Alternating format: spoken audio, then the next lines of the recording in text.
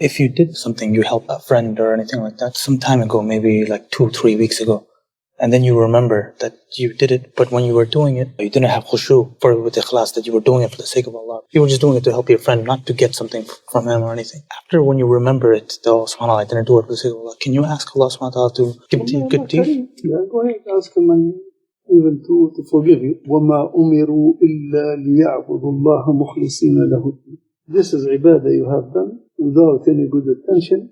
You are not losing the ajr only. You're going to be questioned in the day of judgment. Why you didn't do it according to the ikhlas? Because Allah subhanahu wa ta'ala won't accept your deed unless you fulfill two conditions. The first one, ikhlas. The second one has to be according to Sunnah al-Mustafa sallallahu alaihi wasallam. If you don't have ikhlas, your amal is not going to be accepted. But at the same time, you're going to be questioned why you didn't do it. It's not now salah. If there is riyah, you are showing off and you're praying salah. Your salah plus salah until you have done salah.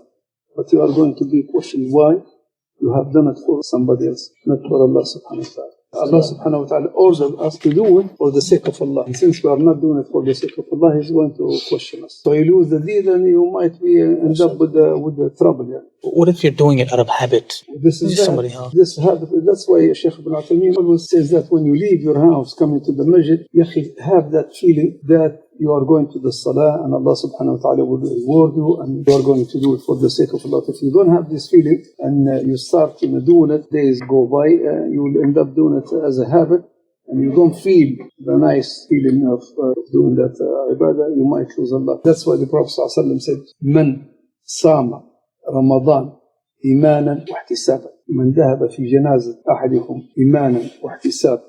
Do you think it's just for those two ibadat, iman wa ihtisaban? It's for every ibadah. The Prophet ﷺ gave you an example for those two. Why? Do you know why? Because everybody's doing it. Because everybody's doing it. انت حتى للجنازة sometimes انت يدونك والله is relative. Let me go so people they would say I came.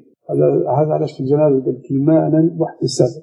So you have to believe that Allah subhanahu wa ta'ala from the seventh heaven ordered you to do such thing, and at the same time you are expecting the reward from Allah subhanahu wa ta'ala. In Ramadan, because all of the nation they are going to fast. So the Prophet ﷺ reminds me, sometimes they do it because all the people are doing it. Imanan wa ihtisaban. But this doesn't mean that you are not going to do it imanan wa ihtisaban for the other ibadat. But those two ibadat, because people they are flow, a lot of people doing it at the same time, maybe you are doing it because of something out of your control or something as a habit or something because of another people doing it. The Prophet ﷺ remind you, be careful, do it imanan wa ihtisaban. But salah also, you have to do it imanan wa ihtisaban. In Libya, not in Libya, everywhere actually. When you go to see somebody sick at the hospital, you say to your friend, let's go see him to show our face that we came to him. So next time when you get sick, he will come to you. If you do the deed out of habit, is that shirk al-asghar? No, what I'm saying is you lose in Allah. You lose in Allah. ihtisab al-ajr. You are not doing ibadah only. You do it because you believe in it. Because Allah subhanahu wa ta'ala ordered to do it. But you have to put your trust in Allah subhanahu wa ta'ala that He will give you so and so. And He will help you by doing this ibadah. And He will reward you. Those feelings you lose in Allah. This is by itself ibadah. You were saying that Allah subhanahu wa ta'ala will question us. Will question us if we don't do it for the sake of Allah. No. That's something else. I'm not talking about this. No, out of habit? No, not out of habit. Oh, okay. When you said I'm doing it not for the sake of Allah. I was to help a friend. And I told you that you are going to be questioned why you are doing it for nothing. Is that shirk al-asghar? Yeah.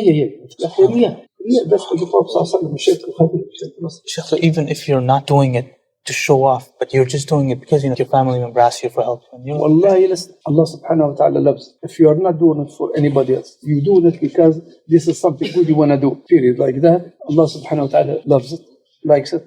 But you won't get anything. يا أخي حاتم الطائي he used to cook for people. في حد آية تقول لا خير في كثير من نجواه إلا من أمر بصدقة أو معروف أو إصلاح بين الناس. هذه الأشياء ربي يحبها. تقص بواحد أعمى الطريق ربي يحبها. لكن قال ومن يفعل ذلك ابتغاء مرضات الله فسوف نعطيه أجرا عظيما. إذا كان ما تبيش تديرها لله ربي يحب منك الشيء هذا. ولذلك الكفار يديروا في حاجات كويسة يحبها ربي. تو الكافر لما يلقى واحد أعمى the كافر unbelief if he sees you and he help you to cross the road if you are blind or you cannot see or you need help He will help you. Allah subhanahu wa ta'ala loves that. He gives you the reward in dunya. But in the akhirah, there is not, you won't get anything. But if you do it for the sake of Allah, you will get the reward here and there. Jazakallah khair. Those deeds, if you remember it a week, 2 weeks later, can you ask Allah subhanahu wa ta'ala to give you? That time you are going to ask Allah subhanahu wa ta'ala to forgive you. This became a sin. They have done something bad. And Allah Kareem, forgive me. And Allah subhanahu wa ta'ala خلاص تسأل أن يقبل منك to accept that from you. Allah Kareem, and I cannot close the door. This is not belong to me. This is Allah subhanahu wa ta'ala. And whatever you think about him, he is greater than whatever cross our mind. Shaykh, the things that become habit, how do we fix it so that even at home, family asks us to do something which will help out anything, but within us that we always think about, but it's for the sake of Allah. It's because it's very easy to always fall into being a habit, just not thinking about it. Work on it. Pay attention to it. Always talk about from Monday till Friday. We are busy with many other things. You come on Friday, Salat al-Jum'ah. Even the lecture we give it, attending some classes by the end of the week. But 5 days, we're in another island, another world. Thinking about many. If you cannot think about Allah subhanahu wa ta'ala during the whole week, of course, that's the result. We were asking a question where you know the answer. The answer, we are busy. We live in ghafla, away from Allah subhanahu wa ta'ala. That's the result.